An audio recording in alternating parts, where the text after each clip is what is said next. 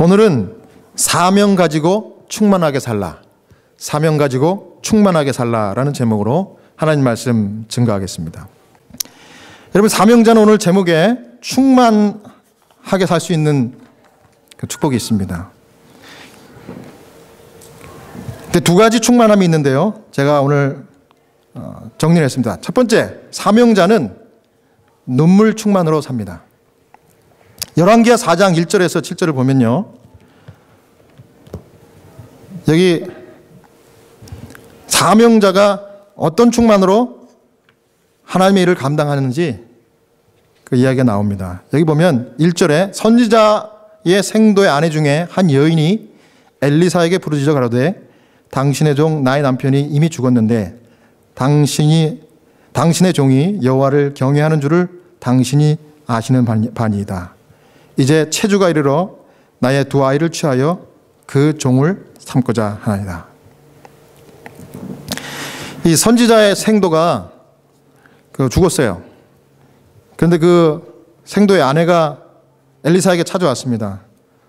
당신이 아는 바대로 제 남편은 하나님을 경배하는 신실한 선지자 생도였는데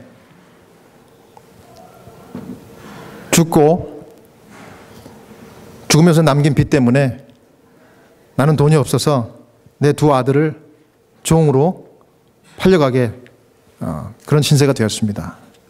저를 도와주십시오. 근데 여기 선지자의 생도의 아내라는 말씀이 여기 1절에 우리에게 한 가지 교훈을 줍니다. 그 말은 무슨 얘기인가 하면 이 선지자의 생도, 이 사람은 젊지 않았죠? 왜냐하면 보신 대로 아내가 있고 두 아들이 있습니다. 그 다음에 수도원에 갇혀서 자기 그 영적인 성결에만 집중하는 그런 사람이 아니라 같이 더불어 사는 일반적인 저와 여러분과 같은 보통 사람이라는 사실을 여기 알 수 있어요. 왜냐하면 결혼을 했고요. 그 다음에 어디 따로 갇혀서 선지자 교육을 받은 것이 아니라 같은 커뮤니티 안에서 살았다는 거죠. 그리고 사회를 위해서, 국가를 위해서 건전한 삶을 사는 그런 일반 시민이었어요. 우리 하나님께서 우리를 부르실 때 저와 여러분을 있는 곳에서 성결하게 살도록 부르신다는 것을 우리가 아셔야 합니다. 우리에 속한 사회, 우리에 속한 국가에서 우리의 선한 양심과 신앙으로 살도록 부르신 하나님의 사명, 이것을 기억하는 성도가 되기를 바라겠습니다. 여기 1절 하단에 보니까 내 남편이 이미 죽었는데 당신의 종이 여호와를 경외하는 줄을 당신이 아시는 바니이다. 이제 체주가 이르러 내 두 아이를 취하여 그 종을 삼고자 하나이다. 여기 죽은 생도는 이 아내의 말처럼 여호와를 경외하는 종이었습니다. 여호와 하나님을 경외하는 신실한 생도라는 사실이죠. 당시 이런 일이 정말 이 운동처럼 일어났는데, 왜냐하면 선지자 엘리사와 그 선배 선지자 누구죠? 엘리야가 이 우상 숭배에 빠졌던 그 이스라엘 나라에 대단한 하나님의 경건의 부흥을 일으켰던 그 결과로 참 하나님, 창조주 하나님을 경배하자 하는 그 운동이 일어났어요. 그래서 엘리사가 살고 있는 그 지역에서 많은 신실한 사람들, 창조주 하나님께로 돌아오는 일들이 생겼는데 그 중에 한 사람이 바로 이 죽은 선지자 생도였습니다. 여호와를 경외하는. 여러분, 우리가 고린도후서 2장 15절에 보면은 우리는 구원 얻는 자들에게나 망하는 자들에게나 하나님 앞에 그리스도의 향기니, 향기라고 그랬습니다. 저와 여러분이 엘리야와 엘리사처럼 하나님을 경배하는 신실한 삶을 사는 그런 사명자가 된다고 하면 이 결과로 엘리사와 엘리야처럼 이 도성을 변화시킬 것입니다. 왜냐하면 믿음은 자꾸 옆에 전염이 돼요. 그래서 신실하고 성실하게 하나님 안에서 사는 백성들의 그 감화가 주변에 자꾸 이렇게 미치게 되는 것입니다.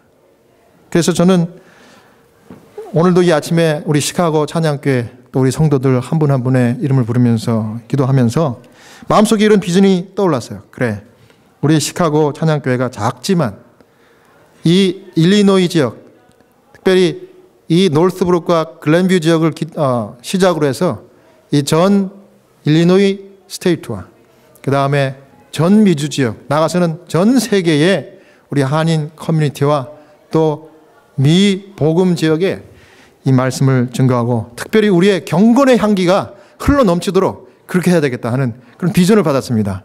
감사합니까? 네. 이제 실제로 그런 일이 일어나고 있어요. 네. 우리가 우리의 모습을 통해서 또 우리의 그 방송 매체를 통해서 이 일이 진행되고 있습니다. 하나님께서 세우신 계획이 어디까지인지 아직은 모르겠어요. 그러나 분명한 사실은 하나님이 저와 여러분을 사용하신다는 사실이고 우리가 할 일은 경건한 이 생도처럼 여호와를 경외하는 신실한 영성이 넘치는 여러분과 제가 되기를 간절히 소원합니다. 우리 하나님께서는 끊임없이 신령과 진정의 예배를 드리는 자들을 찾으셔요.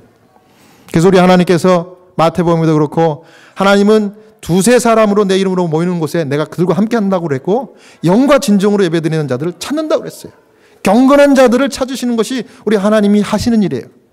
그래서 그런 사람들이 우리가 된다고 하면 우리 하나님 마침내 우리에게 분명한 사명을 맡겨주시고 그 사명과 더불어 그 사명을 감당할 능력까지 베풀어 주신다는 것을 믿으시기를 간절히 바랍니다.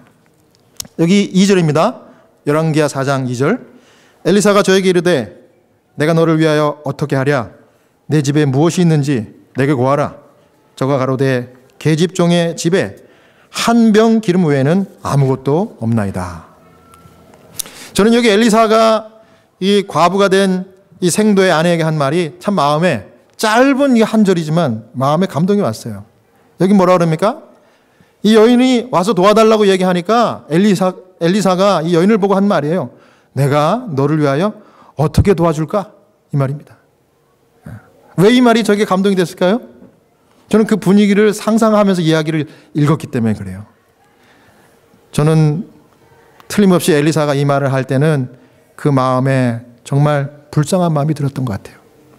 긍휼이 그 마음 가운데 자리하고 있었고 그 말을 할 때는 눈이 눈물에 젖어서 글썽글썽하면서 이야기했을 것 같아요. 그래서 제가 이 본교 성경 주석을 좀 찾아보니까 2권 867페이지에 진짜 그랬던 것 같아요. 여기 이렇게 기록합니다. 이 질문은 선지자의 친절한 정신을 드러내 주었다. 엘리사는 언제나 사람들에게 관심이 있었고 깊은 동정심으로 저들을 도와줄 준비가 되어 있었다. 그가 왕의 부름을 받았을 때 그는 왕의 군대를 도와줄 준비가 되어 있었으며 그가 한 가난한 과부를 만났을 때에도 절대 그녀를 외면하며 돌아서지 아니하였다. 여러분 그 엘리사의 심정을 알겠죠? 눈물이 글썽글썽했을 것 같아요. 여러분 이런 유명한 말이 하나 있어요. 꽃을 좋아하는 사람은 그 꽃을 꺾지만 꽃을 사랑하는 사람은 꽃에 물을 준다. 여러분 사명이 있는 사람은 엘리사와 같이 그리스도의 마음, 무슨 마음입니까? 사랑과 긍휼이 충만한 마음을 갖고 항상 내가 도와줄 사람이 있나 없나 찾아보는 것입니다. 내가 희생할 사람들이 있나 항상 준비되어 있는 것입니다. 여러분 여자는 약하지만 어머니는 강하다고 그러죠? 왜 그런가 하면 자식을 향한 엄마의 사랑은 우리 하나님 사랑과 동일하기 때문에 그래요. 그래서 여러분 심지어 살인죄를 짓고 종신형을 받는 그런 죄수라 할지라도 어머니의 눈에는 여전히 그가 한순간의 실수로 죄를 진 것이지 여전히 내 사랑하는 아들이에요. 그래서 그 아들이 죽을 때 이 어머니도 가슴에 아들을 묻고 자기도 영적으로 죽는 것입니다. 그게 어머니의 마음이에요. 왜? 불쌍히 여기기 때문에.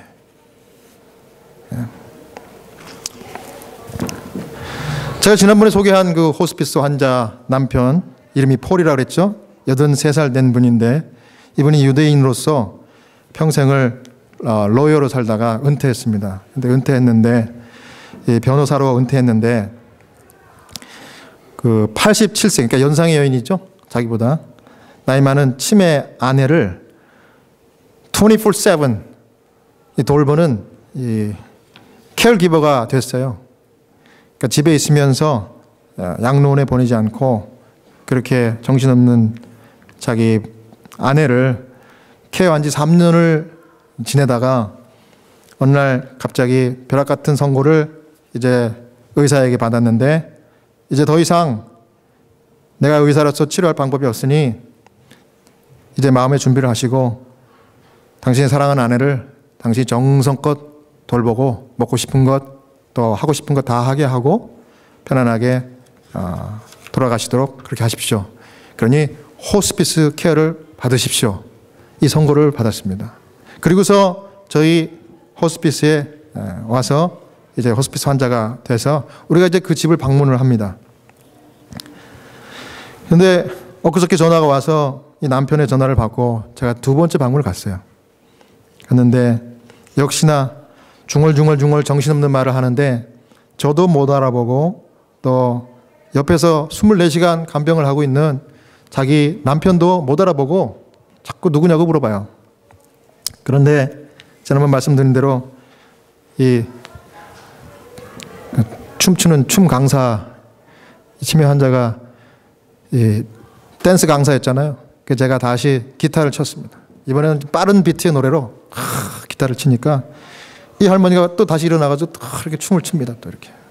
그걸 보면서 또 이렇게 남편이 그 눈물이 글썽글썽 하다가 또 환하게 웃는 거예요.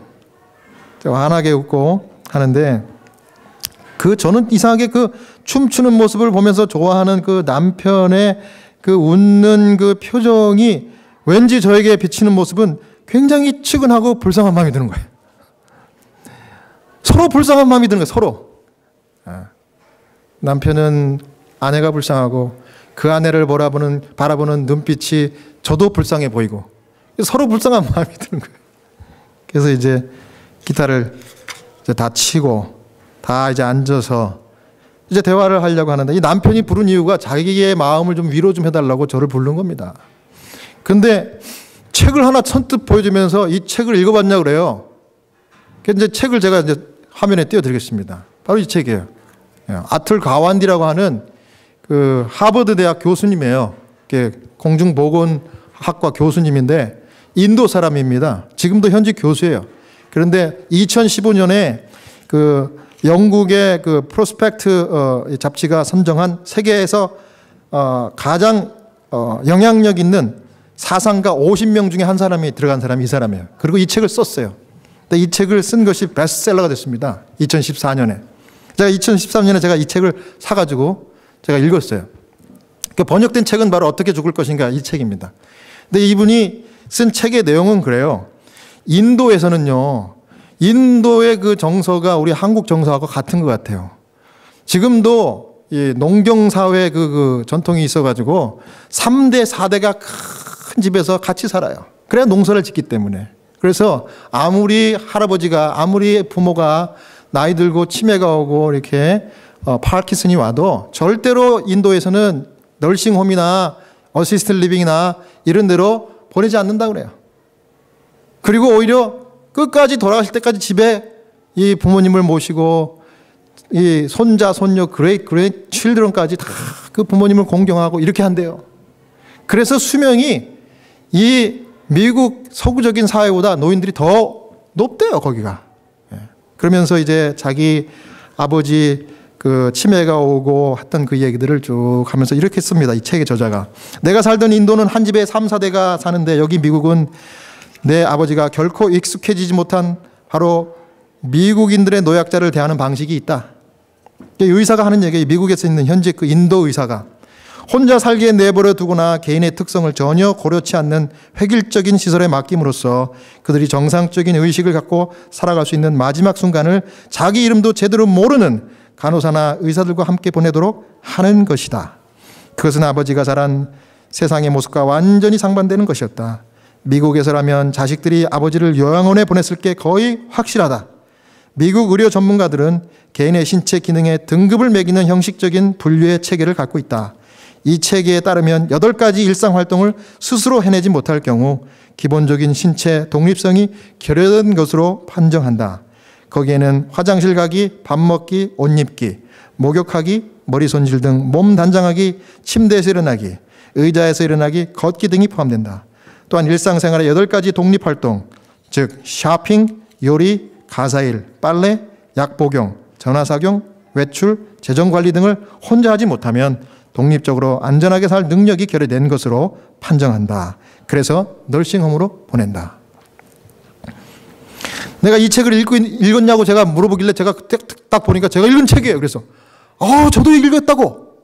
그랬더니 이 사람이 마음이 확 열리는 겁니다. 그러면서 하는 얘기가 책에 대해서 설명할 필요가 없어요. 서로 읽었으니까. 그러면서 자기 속 얘기를 바로 하는 것입니다. 목사님, 내가 그래서 내 딸이 셋이 있고 이 사람 아이가 넷이 있어 7명의 자녀가 미국에 다 살고 있음에도 불구하고 이 미국의 시스템이 온 가족이 살 수 있는 형편이 아니야. 나는 이 미국에서 태어났고 미국에서 자란 유태인이지만 나는 이 미국의 시스템이 싫어. 그리고 나는 이 호스피스 이 케어를 받으면서 깨달은 게 내가 아니면 아무도 이 사람을 내 집에서 편안하게 존경받고 죽을 수 있게 할 수 있는 사람이 없다는 걸 알았어. 내가 아프고 내가 쓰러지면 이제 이 사람은 요양원에 가겠지. 나 그거 싫어. 이렇게 얘기하는 겁니다.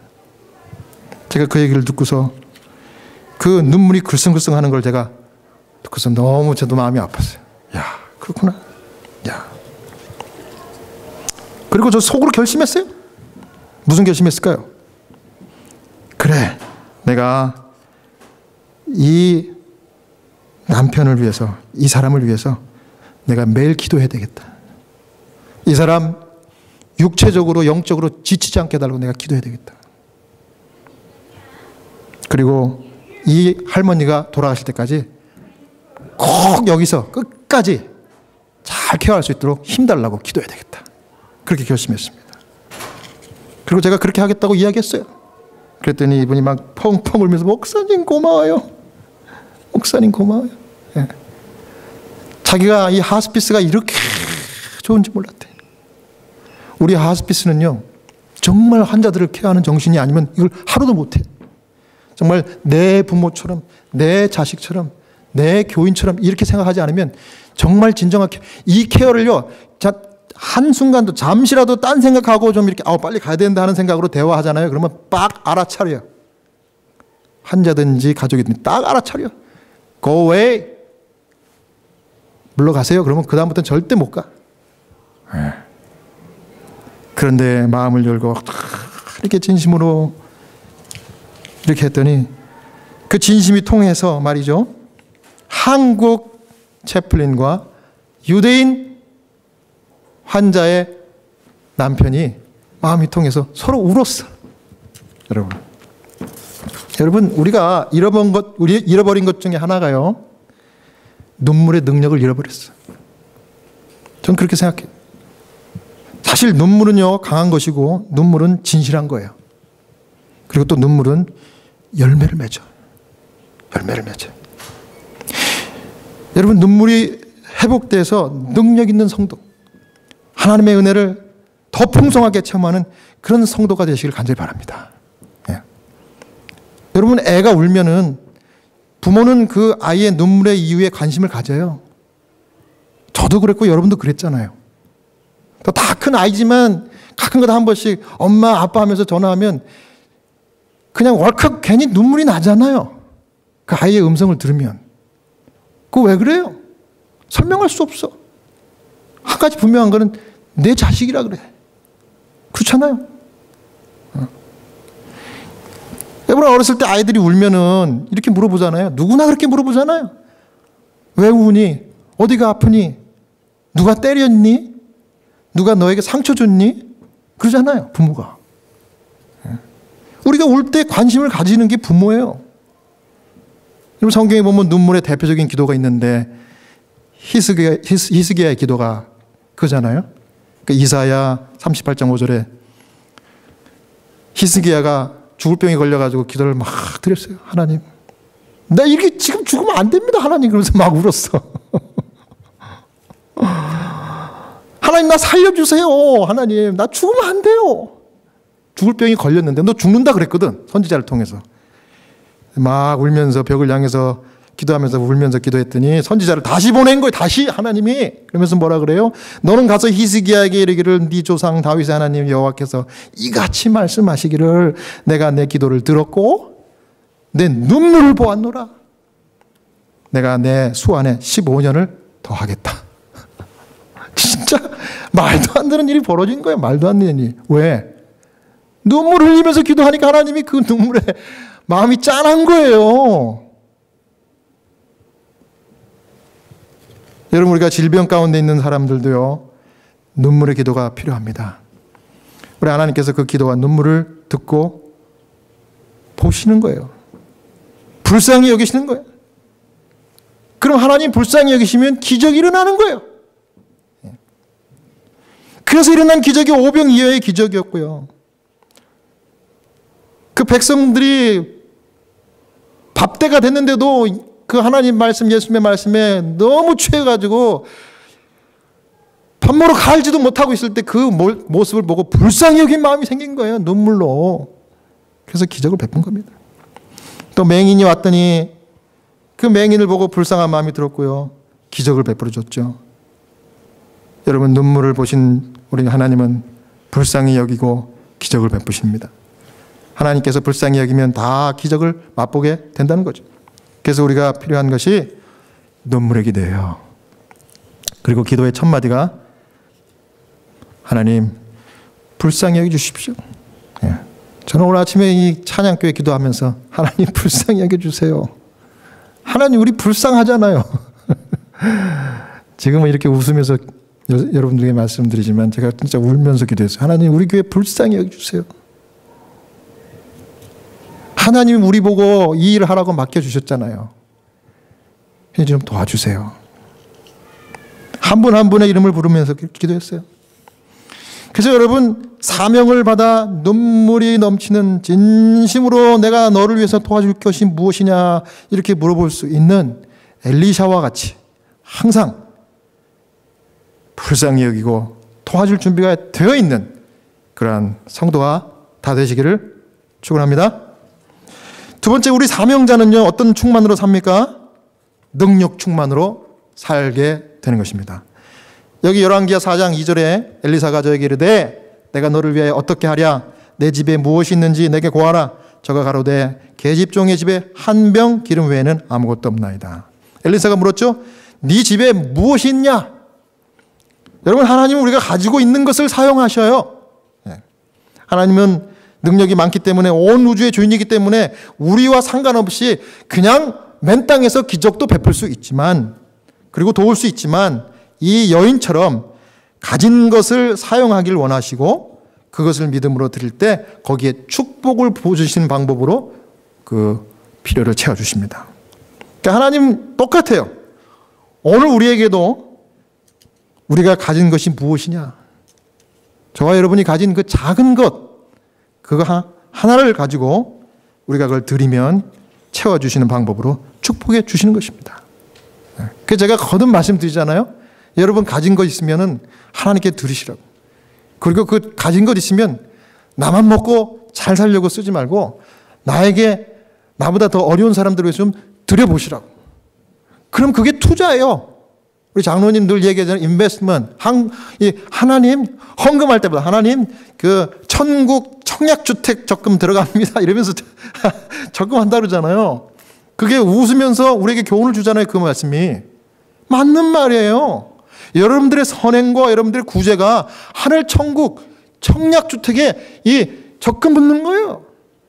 해보세요. 이거는요, 해보면 알아. 여러분, 그래서 이렇게 1년을 살고서 내년에 인컴 텍스 리턴 보고할 때 한번 보세요.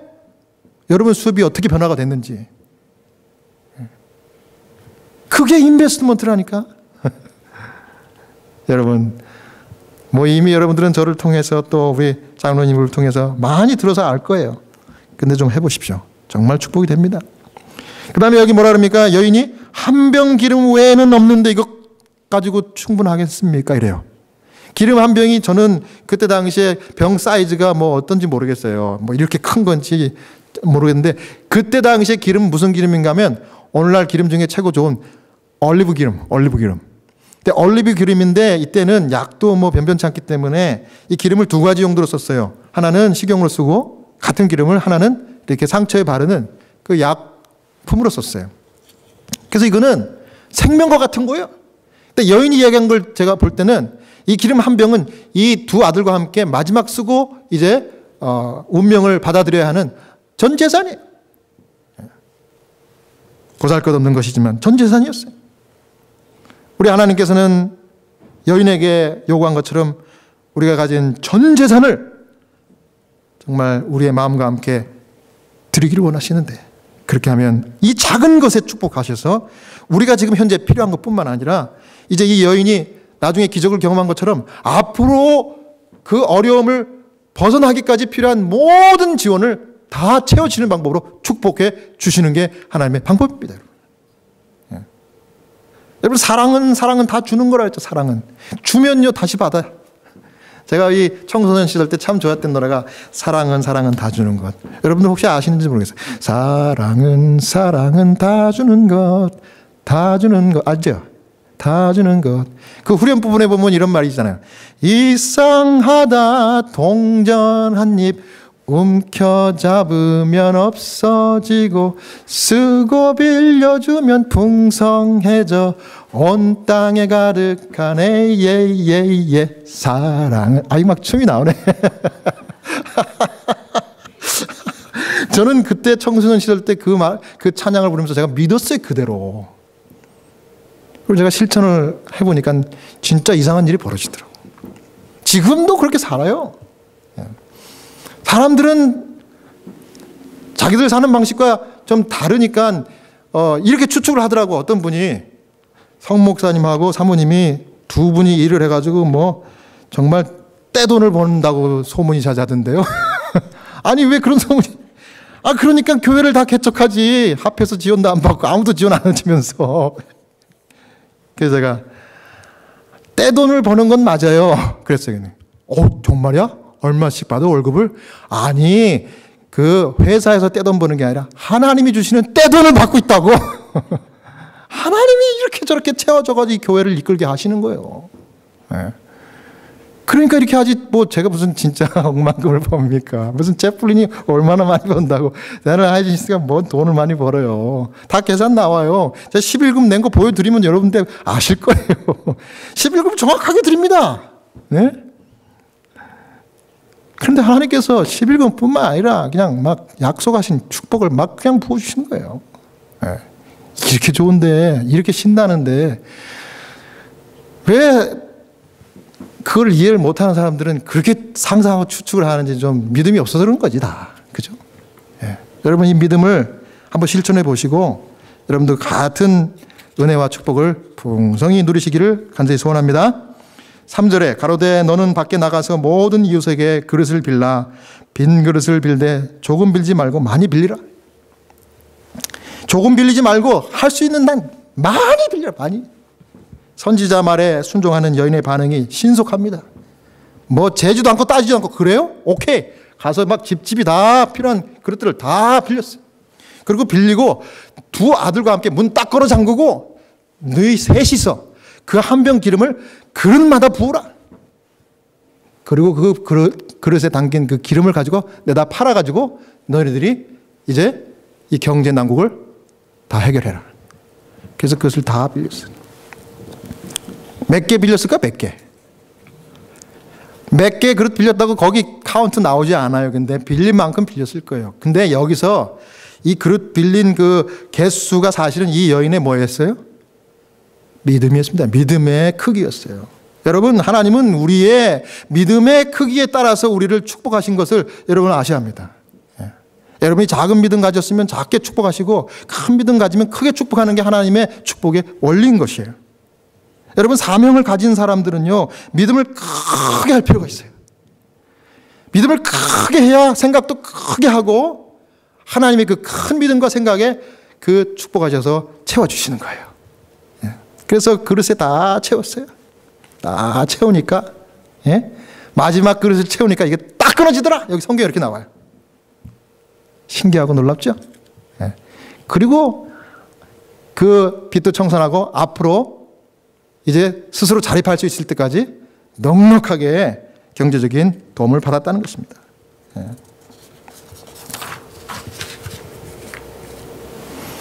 그래서 5절, 6절에 보니까 여인이 물러가서 두 아들과 함께 그릇 가져오고 부었더니 뭐 이런 쭉쭉쭉 연차적인 행동의 기록들이 나와요. 여러분, 믿음의 행동을 이와같이 신속하게 재지 않고 따지지 않고 하면은요, 하나님 말씀을 따라서 하면 이게 영원한 기록으로 남는 거예요. 여러분, 성경에 이 기록이 이 여자의 이름이 나오지는 않지만 이 여자, 이 선지자 생도의 이 와이프가 한 행동이 나오는 거예요. 믿음의 행동이 하나님 기록하시는 행동이에요. 영원히 기억하시는 거예요, 하나님. 저와 여러분이 하시는 이 믿음의 크기, 거기에 따른 믿음의 행동이 하나님께서 영원히 기억하는 행동이 되심을 기억하시기 바랍니다. 그거예요. 그래서 여러분, 믿음으로 살고 믿음으로 순종해야 되는 것이에요. 즉시 순종하면 또 같이 순종한 그 주변에 있는 사람들에게 영향을 줘요. 여러분, 믿음은 뭐 한다고요? 믿음은 전염돼요. 전염. 경건은 전염됩니다. 여러분, 한 분 한 분의 경건이 얼마나 중요한지 몰라요. 나만 경건하고 그걸로 끝나는 게 아니라 그 경건이 여러 사람들에게 전파가 돼요. 또 다른 경건자가 일어나는 거예요. 그게 하나님의 하시는 방법이에요. 여기 우리 교회 주석에 보니까 867페이지 2권. 그 여인의 믿음과 순종은 두 아들들에게 믿고 순종하도록 용기를 주었다.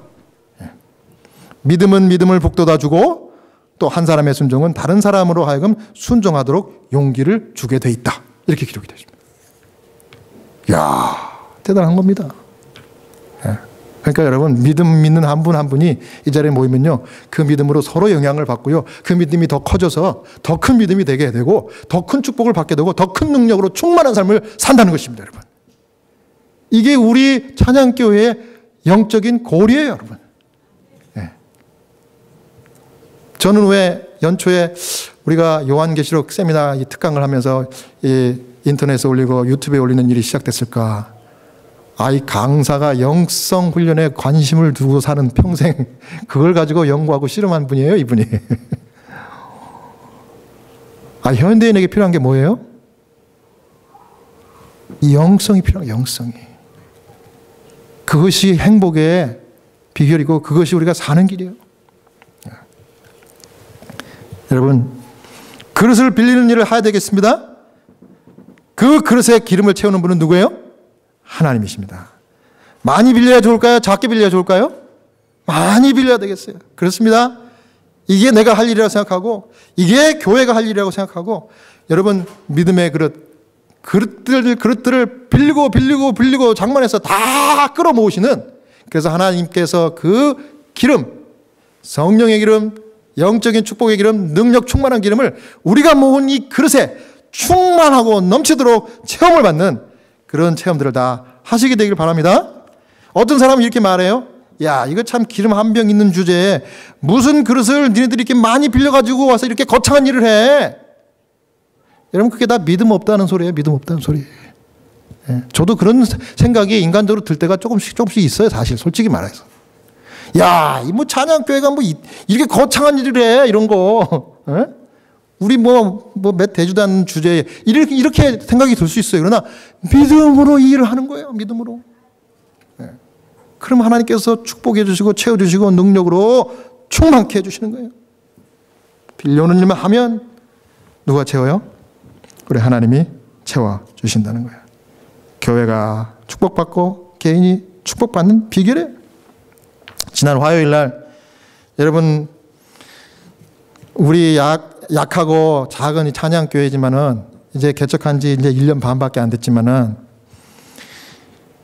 우리 정식으로 합해서 인정받고 서포트 받고 지금 계속 우리가 지금 지도받으면서 지금 한 걸음 한 걸음 나가는 교회예요. 제가 직장을 이 교회 가까운 곳으로 옮기면서 합회를 찾아갈 수 있는 짬이 안 나니까 제가 그랬어요. 제가 도저히 거기 못 가겠습니다. 필요하시면 제가 일하는 가까이 오셔가지고 만나십시다. 그래서 이제 목회부장님 오시라 그랬어요. 목회장님이 왔어. 와가지고 우리 교회에서 만나자 그랬어요. 그래서 제가 화요일 날 잠깐 시간을 내가지고 여기서 이야기했습니다. 목회부장님하고 단둘이서. 목회장님이 물어보는 거예요. 아유, 그동안 어떻게 됐습니까? 교회가 얼마나 성장했나요? 제가 다 보고했죠. 아시는 대로 1년 반에 이렇게 시작해가지고 아무도 없었는데 지금은 몇 명이 왔고 지금 앞으로 계속 이렇게 사람들이 자꾸 오고 지금 이 교과를 가지고 3개월 동안 요한계시록 특별 세미나 강의를 하고 있다고. 그래갖고 우리 교인 숫자보다 더 많게 이 교과책을 막 주문을 해놨다고 말이에요. 이런 얘기를 하면서 이제 우리가 인터넷 미디어 이 선교하는 걸 쭉 이야기를 설명을 브리핑을 하고 다 보여드렸어요.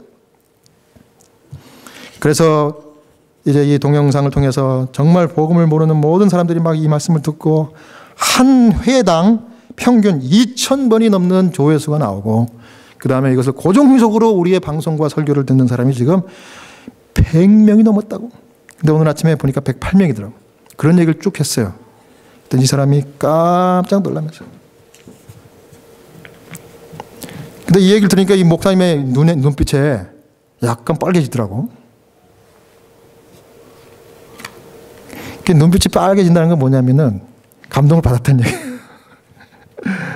그래서 기회는 있다 싶어가지고 제가 얘기했습니다. 우리가요, 동영상을 편집해가지고 매 안식일 이제 이 유튜브에 올리고 하는데, 이걸 편집을 해서 렌더링 하는 데만 제 낡은 컴퓨터로 5시간 걸려요. 이건 너무 힘들어 못하겠네. 그런 얘기 한마디 했어요. 그랬더니 이분이 갑자기 하는 소리, 그래요?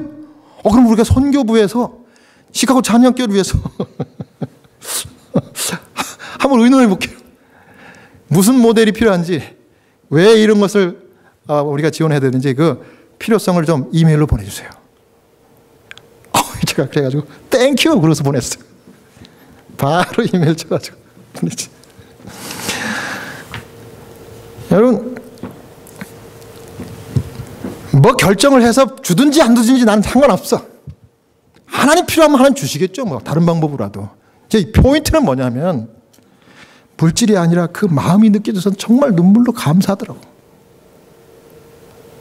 솔직히 주변에서는 아무도 안 알아줘도 저는 그 마음이 난 너무 고마운 거야. 마음이. 우리 하페 부장님께서 정말 진심으로 이 교회를 정말 예수님의 눈빛으로 쳐다보면서 저를 이렇게 하면서 야, 잘 되겠다. 그러면서 막 용기를 주는 거예요.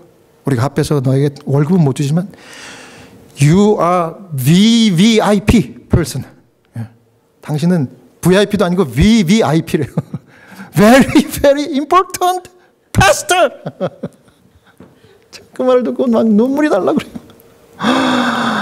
그래, 하나님 봐야지 주변에서 하는 얘기 듣지 말자. 제가 늘 결심하는 얘기예요. 그러고서 아침에 이제 와서 예배를 드리는데 우리 장로님 먼저 오시고 그 다음에 이제 찬양을 인도하고 예배를 시작했는데 교인들이 한 분씩 오는데 참여 부를 때 왜 눈물이 나는지 모르겠어. 오늘 내가 억지로 눈물을 삼켜가면서 참을 부른 거 아세요? 여러분들이 걸어오는 모습을 보고서 너무 힘이 되는 거예요. 그렇구나. 내가 혼자가 아니구나. 엘리야가 그랬죠. 하나님, 아무도 없고 나 혼자만 이러는데 나 지금 죽고 싶습니다. 지쳐가지고. 그랬더니 하나님 뭐라 그래요? 너 말고 네 뒤에 숨겨놓은 신실한 백성들이 이렇게 많다. 너 여기서 이러지 말고 일어나라. 밥 먹고 일어나 기운 내라. 제가 그래서 오늘 얼마나 감사하고 풍성한 충만함을 느낀 이 안식일인지 몰라요. 하나님이 여러분과 함께 하셔요. 예? 전 그래서 여러분들이 좋고 이 교회가 좋아. 하나님 절대 우리의 잘잘못을 따져가면서 우리 판단하지 않으세요. 우리 인정하시고 우리 눈물의 기도를 들어주셔요. 사랑하는 여러분, 사명 붙드시고 충만한 삶을 사시길 간절히 바랍니다. 사명자는 눈물의 능력을 아는 사람이고요. 사명자는 하나님이 채워주시는 능력을 경험하는 사람들입니다. 이런 사명자의 충만함의 능력이 항상 차고 넘치는 저와 여러분 다 되시기를 바라면서 오늘 말씀 마치겠습니다.